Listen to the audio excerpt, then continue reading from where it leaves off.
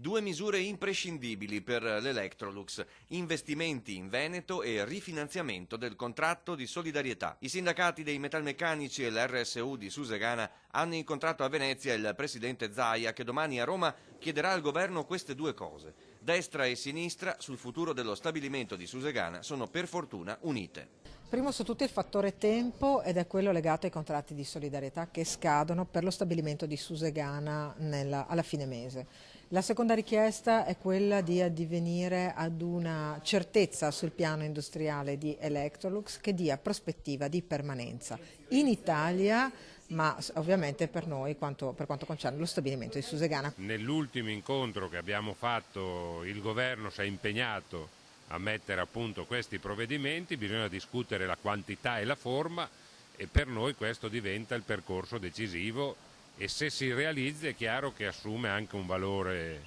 generale perché è un modo per non far pagare la crisi ai lavoratori e non perdere posti di lavoro.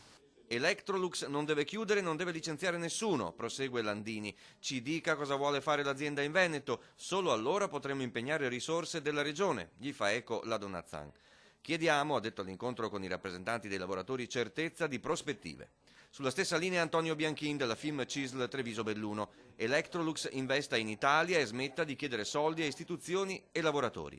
Sui fondi pubblici disponibili o promessi per questa lunga vertenza si apre anche una polemica tutta nazionale sulle maggiori disponibilità messe in campo dalla Regione a statuto speciale Friuli Venezia Giulia.